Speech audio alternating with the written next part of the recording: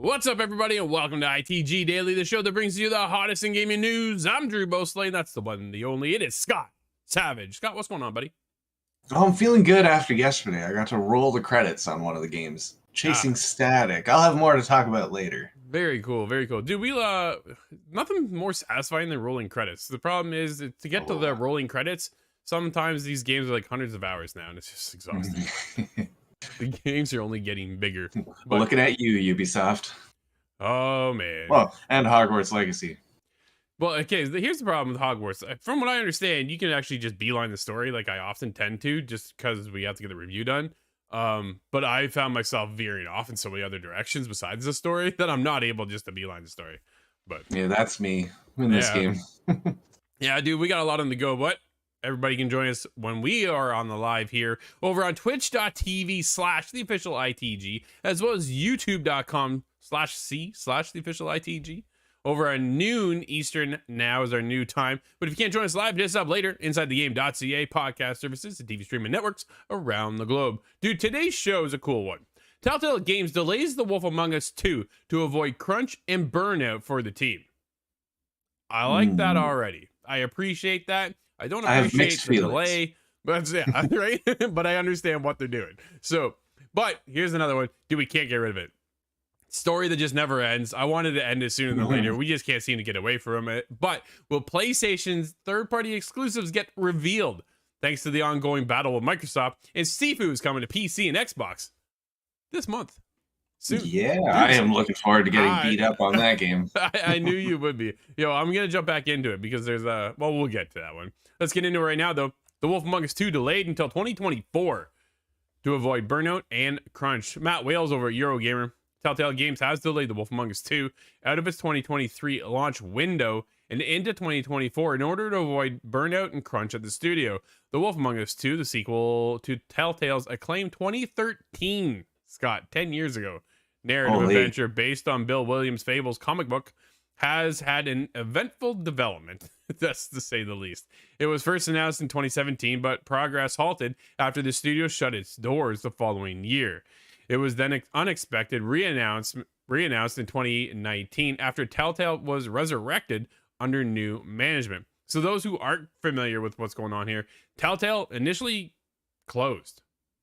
Like they were gone, right? Which was, dude, it was heartbreaking because they made why am I going, dude, I'm going blank on Tales of the Borderlands was one that got you. Yeah, but The Walking Dead. Tales from it was The Walking Dead. Yeah, it was The Walking Dead that really, dude, I played all of them, right? And I'm not even a zombie fan. So for me to get into these games and love it, holy. Other than The Last of Us, that's the closest to zombies you've gotten. Pretty much. I'm trying to think of what else I played for zombies. There's been a few lately. Yeah, Back 4 Blood. Oh, we played Back 4 Blood. Yeah, that's the one I forget. Oh, I keep, dude, I'm expanding my horizon. That's, but yeah, it was The Walking Dead that really hooked me in the storytelling that Telltale was working on and how they formulated that whole game. And then Clem was such an amazing character, and Lee and his story and how all this kind of came around. Then they shut down.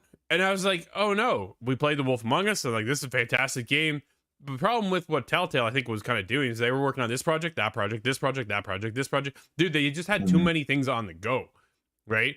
And then they foreclosed, and it's just, they were gone. They were done. They were shuttered. I was like, well, there goes any future now for the Wolf Among Us Part 2. But then they get resurrected because they were purchased under the IP. Instead of starting a new brand, they just picked up Telltale and carried on. I'm like, all right, cool. Hopefully this works. Like, yeah, right? This is the thing. You're kind of carrying a name now with you. Can you resurrect that name? We'll see. The Expanse, I think, is one they're also working on right now as well. So we have that coming, as well as The Wolf Among Us 2, but in 2024. They're looking to, we have a Twitter statement here, Scott. Quote, "We started work on this in 2020, and we're still determined to tell the ongoing story of Big and the rest of the Fabletown gang."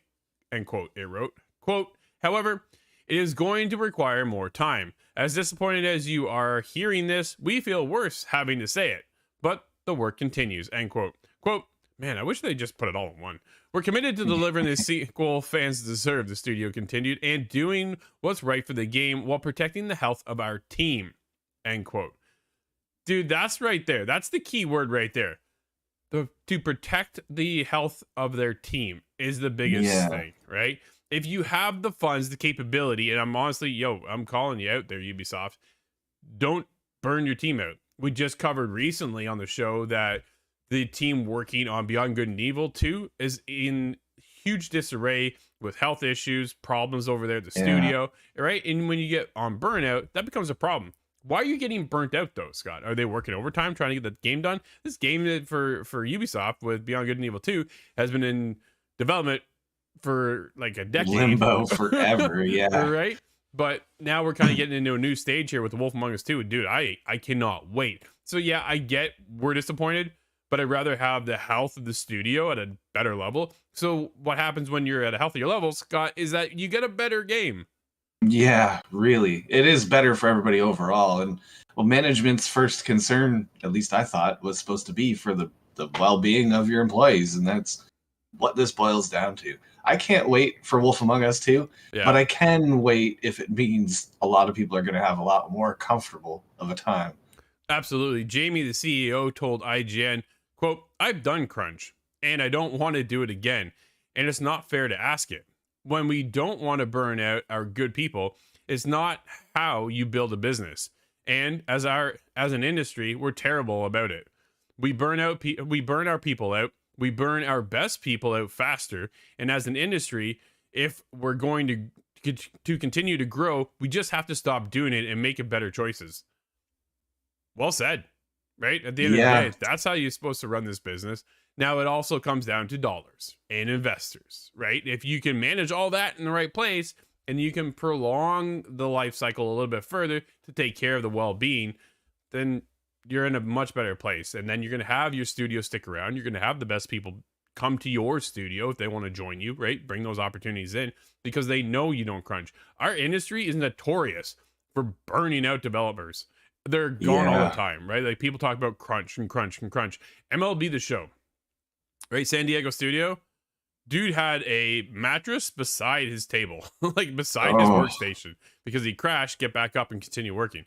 MLB, that's so brutal. Dude, that's exhausting, right? How do you do that? Do you not have a family? Maybe he doesn't. Maybe he did at the time. I don't know. But then that takes a toll not only on the person, the individual developing the game, but then it takes a toll on the family life as well. And family life is very important. So you need to be able to work balance all of this, and so that you're not working till midnight every night. Instead, 5 o'clock comes around, you just go home. Or maybe you got to put in an extra hour, right? But instead of putting in like a whole other shift per se, right? Like it's just, So I don't know if they have to wait, dude, and take care of the team. I can wait as well. That's how. That's where I'm at. Scott, I want to get into this one because this one's an interesting one. And I know we say we're going to stop talking, but it just keeps coming up. The FTC has told PlayStation it has to reveal its third-party exclusive deals. Ooh. Now is the whole deal coming back around on PlayStation that they're just going to... I don't think they predicted this happening, right? All of a sudden now they're trying to close the deal with Activision and Microsoft, canceled that right out, and now it's coming back on them. It's kind of almost like being backfired on them, right? In a sense. Yeah. So let's get it. This is a lengthy article by Chris Scullion over at VGC. Go check it out. We're just going to kind of pick and choose at this one here. The Federal Trade Commission has largely denied Sony's request to quash Microsoft's requesting to divulge confidential documents.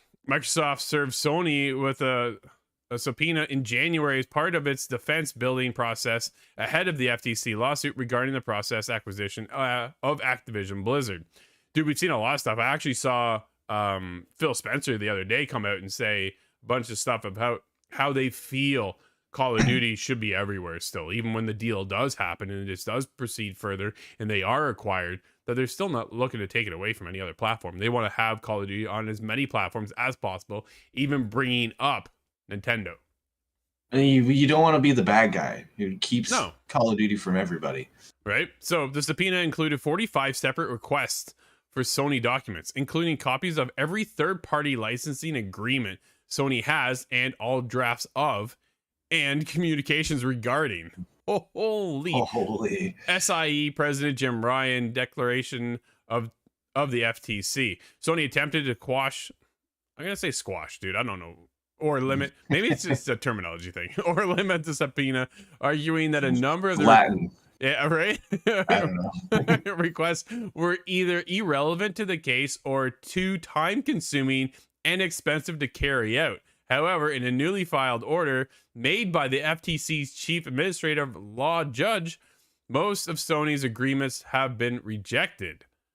Most notable among Sony's requests that the order to produce a copy of every content licensing agreement it has entered into with a third-party publisher between January 1st, 2012. Holy man, they're going back and present to squash, whatever, a request which has been denied. Sony has argued that this information had no apparent value and compelling that the document would mean an indulged, burdensome manual review over 150,000 contract records to find which ones were irrelevant. Wow. Oh. Scott, think about every title released from now till 2020. Sorry, I'm backwards here. I'm stammered. From 2012 until now, how many titles is that? Just a hazard a guess. Couple thousand, right? Maybe 1,000. Like, not every contract goes through. Some games are canceled, delayed, pushed, squashed, whatever you want to call it, right? They just don't happen. But then you get into other third-party titles, like we're talking about Final Fantasy, because they're not a first-party studio, right? Final Fantasy is made by Square Enix, which is a third party. You get into Death Stranding, we're in a whole other realm now with Kojima coming in as a third party as well. Almost kind of felt like secondary to a certain extent, but coming in with an exclusive over there. What other deals do they have in the pipeline? All of a sudden now their cards are out all on the table. Sony doesn't want to do that, right? They want to keep everything close to their chest and not reveal any of the surprises. If they keep opening this little discussion further and further, the media is going to get involved. We're going to find out what games are currently being talked about, what big exclusives deals are being made, and then there'd be no big surprise, right? And then I think Sony kind of relies on that big surprise, Scott, to then hype up the PlayStation 5. Yeah. Right? Oh, it certainly is changing their marketing strategy, if nothing else. If not canceling a lot of things. No, absolutely. But what if that does come out and we get a reveal of a kind of a sour way of getting a reveal? But what, Resistance is coming back. Siphon Filter, we're coming back. Because of exclusivity deals, this would be insane.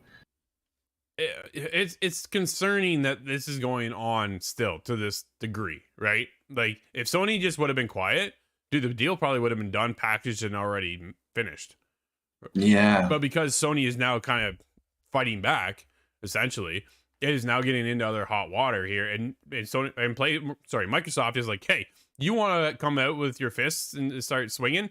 We'll start swinging too. We want to know every document you got going on here with contracts. We'll make this painful. Exactly. So it's just like, man, I feel like it's a tug of war in a playground with a bunch of kids arguing. Like, it's something. I know it's obviously not. It's a lot bigger and stuff, but to put it in Pokemon terms, I think PlayStation hurt itself in its confusion, trying to defend. Yeah, I think now it's starting to come back around. That's really starting to just bite him in the butt. And we'll see what the future holds, because when you get into deals with Square Enix for one of the biggest games ever, really, the franchise with Final Fantasy, and you start putting these deals out on the table because you don't have a choice because the judge said this is what you got to do. Man, what's that do for Microsoft now, right? All of a sudden now they can see your lineup moving forward and go, we need to come in and sweep and get in this, and this. Or can PlayStation drop everything? Could they just I don't know, let it all go and kind of step away, let everything be dropped? I doubt it. I don't think so. At this point, though, it's costs so much money. You almost may as well see it through. Well, yeah, right. At this point, so we've heard rumblings that's supposed to end. This is all supposed to end in August, I think is what. I think that has been extended now. Yeah, well, so officially. It was initially March, right? So hello, we're in March. So yeah. So I don't think it's gonna happen anytime soon because they're still arguing. I can see this going on for another year. Like, it's already been. It feels like it's been that long already at this point, and it's just gonna continue on and continue on. Like, their dirty laundry is just getting spread all over the place. It's just, man, just keeps getting bigger and bigger. Oh man! So then we'll get into some of these surprises, right? All of a sudden, now are we gonna dive into what the first party studios are working on as well? Like, is that a possibility? Yeah. Can Microsoft go that far? Will they be able to push with the law and say, hey, we want to see what else they got on the go? Because they want to talk about competition. We just talked about it the other day. Xbox Series X and S sold 18.5 million units, where PlayStation 5 right now is at 30 million units. So that's a pretty large margin, right? At the grand scheme of things, 10 million units extra, almost 12 technically. So like that's a big scope difference. So who's really dominating the market right now? But it's not Xbox. And then we just kind of keep coming back and forth on this, and it's just weird, Scott. But it's like so much legal tape and stuff that I have a hard time happy with the results either way. It's like it's just such a nuisance. Yeah, no, absolutely. Mike wants to know over on Twitch, says, what happened to the money that Sony saved up for the past 30 years? Looks like they're spending it right now to fight Microsoft on Call of Duty. So, well, this is why you keep a rainy day fund. Yeah, well, they got deep pockets, right? But again, there's still, when it comes to the generational cycle right now, PlayStation's still leading the charge. I think a lot of it comes down to exclusives. And Microsoft's trying to play catch up here with the exclusive library. And by pulling Call of Duty over, they're still not going to go exclusive. They just want the big money. They want the big paycheck at the end of the day, where they're going to capitalize on getting some of that money out of PlayStation to carry that over, right? And that's the biggest thing. And then, oh man, in 10 years though, Scott, do you see Call of Duty on PlayStation if it goes through with Microsoft? Oh, in 10 years, yeah. After that contract expires, I think. Well, if a lot of the people that are involved in Microsoft and this buyover are still in the company, then I think we will see Call of Duty go exclusive. Otherwise, I don't think it'll be too long from now. We saw Bethesda get purchased, right? And Starfield's exclusive. Yeah. The next Skyrim probably be exclusive. So, like, there's a lot of things coming over. Was Morrowind an exclusive on Xbox? I was too young to remember. I don't know. I was under 10 at the time, but I remember it being it was part of the big Xbox display in my local Blockbuster.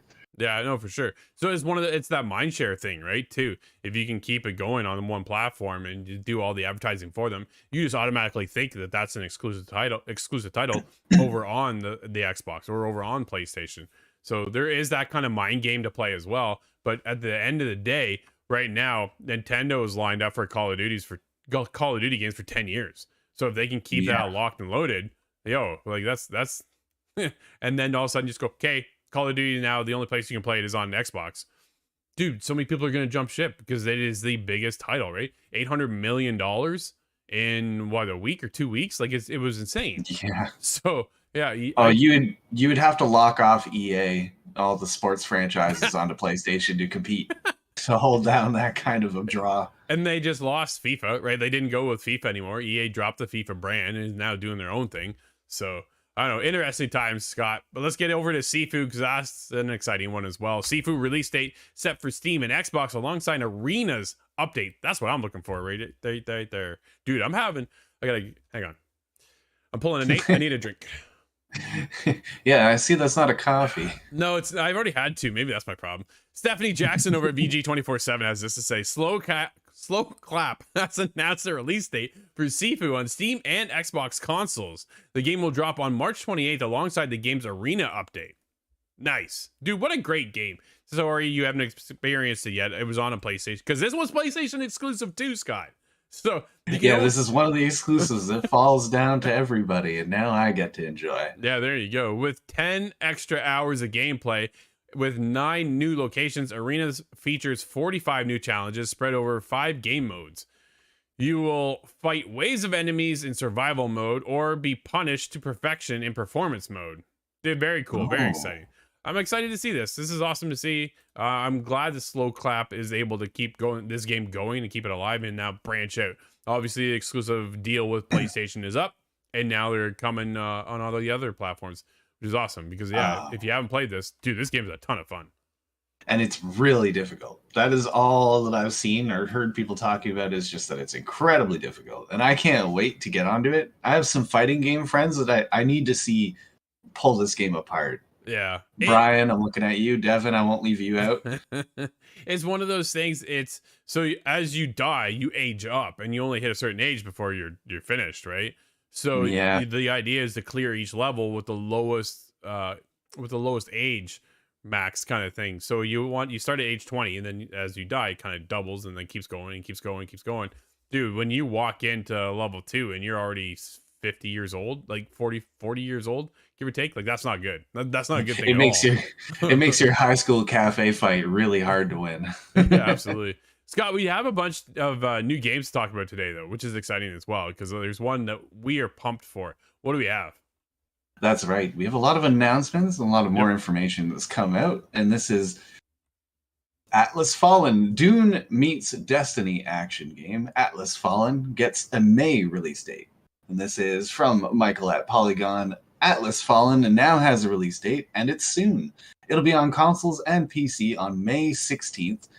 Focus Entertainment announced that the release date is a little surprising, given how little we've seen about Atlas Fallen so far. Mhm. There's one trailer out, and I have actually not seen it quite myself. I've seen a lot of still images of this game, Yeah, and it looks to be quite flashy. it was very cool. You're excited about this one. I'm very excited for this one. This one caught my eye. We watched this on it was some event we were covering anyways, and they showcased this, and I was like, yo, what is this? It's And it a kind bit of of a gave Monster me Hunter feel, right? a bit of a Monster Hunter, a bit of an Outriders feel for me, and I was a big Oh, Outriders fan. I loved Outriders, so I know it wasn't meant for everybody or it wasn't perfect for everybody, but I had a great time playing that one, and I kind of had that bit of a scoped kind of grind feel coming in on that one, and I was like, yo, I gotta You get got on into this. I got right into it. Yeah, this looks dope. So I'm looking forward to checking it out more. A little bit more in my wheelhouse. Yep. Dead Island 2 trailer has released. Now we have what seems to be an extra long look at some gameplay. Extended gameplay kicks off the action at the very beginning of Dead Island 2 in Bel Air, Los Angeles. Nice. It goes on. This details a lot of the finer points here, a lot of different zombies, different variants coming across. And they go into a little bit about the different characters, different styles, the weapons they use, and a lot of things that have me really excited. Yeah, I know you've been waiting for this one for a long time, and Kyle hit us up this morning. You guys see this? I'm like, yeah, we're talking about it today in the show. It is something that I know Kyle's excited for as well. There's a lot of people that are hoping this one kind of really hits, right? We've seen delay after delay, and at one point questioning whether or not we even get a sequel to this game. So it's coming, which is cool to see. Scott, where your hopes and dreams lie right now with this title? Oh man, I'm really hoping it's just a Riptide number 2. Dead Island the Riptide was really the second game in the series, but it's not labeled as such. But it made just a little bit of stylistic choices I love. Specifically, there's a melee system, and it's a control scheme where you turn off all the assists, and now I'm able to target specific points on an enemy. Nice. And lock that target while I'm moving around, and then you can swing up, down, left, right, whatever it is with the thumbstick. It's like NHL team got a hold of a fighting game. Cool. There are some games actually out today too. What do we have? We have Fitness Boxing Fist of the North Star on the Nintendo Switch. Mask of Fury is on PC. Meg's Monster, Xbox One, XS, Switch, and PC. Airy Calm Mind 3, I believe that's on PC. Dream Park Story, Switch and PC. Veneris Tactics, Xbox One, XS, PC, and Switch. And Railway Islands. I think you might be into that one. PlayStation 4, 5, Xbox One, XS, PC, and Switch. I saw that drop. I was like, yo, what is this? It looks like a cute little puzzle game. I love trains and things like that. So, yeah, I instantly saw that and went, looks like I'm getting a new game today. So we'll have to check that one out. Caught my eye. Right? Absolutely. Dude, it looks charming. It kind of reminded me a bit of a mobile game. Not to kind of phrase it that way, but you know what I mean? It just looks like you kind of tap on it and it changes some of the puzzle pieces around and stuff like that. It looks, I don't know, charming. It looks relaxing and chill out. I'm playing a chill out game right now. But it's funny. I'm actually getting kind of mad. It's a puzzle game. And I was like, what is going on? I'm stuck. There's one of those you got to walk away and then come back later and hopefully then it'll click. I love that feeling. Yeah, well, maybe not right now. But Scott, just like that, everybody, thank you for hanging out with us. This has been ITG Daily, the show that brings you the hottest in gaming news. You can always join us at noon Eastern over on Twitch and YouTube at the official ITG. But if you can't join us live, then hit us up later inside the game.ca, podcast services, and TV streaming networks around the globe. Until tomorrow, everybody, I'm Drew. That's Scott. We'll see you inside the game.